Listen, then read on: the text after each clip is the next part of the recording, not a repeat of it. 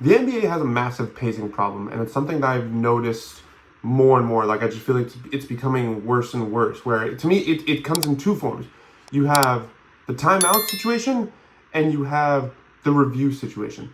And it's to a point where I just like I almost dread, close finishes because they come and I'm like, oh my god, like yeah, it's gonna be a good finish, but it's also gonna take like 30 minutes. Like the last minute and a half is gonna take 30 minutes of real time, and it's just gonna be such a slow slog to like what you think it's gonna be in your head of like, oh my god, this clutch finish coming down to the wire, back and blah blah blah blah. Like it's just not gonna be that, and it winds up being so dissatisfying in this chopped up mess of stoppages, and it's so bad. So I want to start with the timeout thing.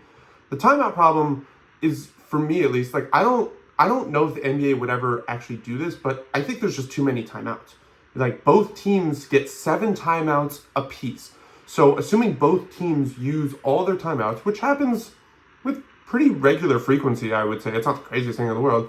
You're talking about 14 stoppages over the course of the game. And if you divide that by quarters, it's 3.5 stoppages a quarter, which basically means that teams that, in theory, right, if you do the math, there's a timeout, there's a stoppage of play almost every 4 minutes of game time. In a 48-minute game where pace is really important and pace actually helps pick up the game, it makes it better, right? There's a nice flow to it. Almost every 4 minutes, in theory, there's a stoppage. That is horrifying to think about. I think 7 is too many. I think, look, I understand that, teams can save their timeouts and use them at the end of games. Like, there's no real way to stop that.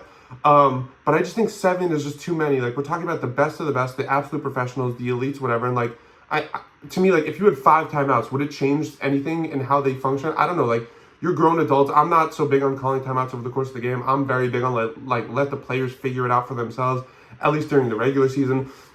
But just like when I think of how many timeouts there are over the course of the game and how that just stops the game, more adds more time, it cuts the flow. Like it's so frustrating, and I would really love if the NBA did something to just get rid of 1 or 2 timeouts, and that way the flow of the game would be so much better. And now on to the number 2, which is the reviews. And the reviews are like just so beyond, like I just like it's so beyond just frustrating to watch. Again, like I said at the top, a really close game, come down to the wire, supposed to be super fun back and forth, just gets absolutely bogged down with reviews. And on the one hand, I get it, right? You want to get the call right, and I don't have so much of a problem with that. But it's when you go to the monitor and you take 10 minutes to see who the ball was off of, when like I can tell who it is immediately. And maybe part of what takes so long is like, okay, like they see who the ball went off of, but they also want to see, okay, how much time is left on the clock, like get the shot clock right, all that stuff. But like I just, again, there has to be a change where like the end of the game, that's supposed to be like the best time in a basketball game, a close finish in the end of the fourth quarter or overtime, now just gets absolutely bogged down with reviews. My one solution is like, I don't know what the ratio is in terms of how much time they're taking to review, how much of that is actually checking on the play, how much of that is like the clock and the other stuff. But like, to me, like, first of all, I'll say this actually.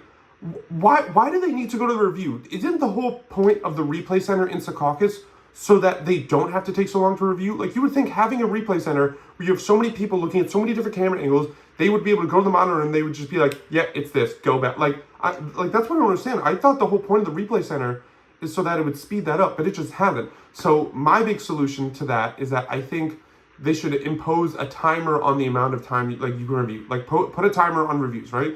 Where you go to the monitor, clock starts, you have, let's say, a minute to review, and whatever's the call after that, like whether you think you can overturn or not, like just make the call. Make the call, because as much as we want to get the play right, and I know that like it's not a perfect system where you would definitely have people complaining, like talking about, like, no, the most important thing is getting the call right.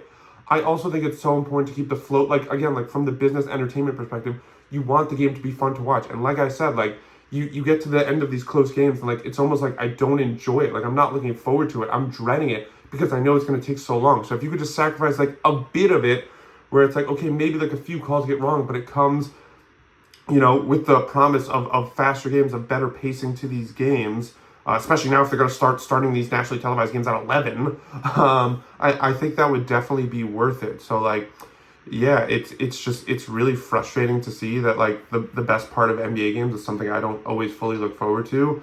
And I think these two options, just cut down on the timeouts and limit the amount of time you can go to review a play, I think are probably the two best options to pick up the pace, make sure there's more basketball over the course of the actual, from start time to buzzer.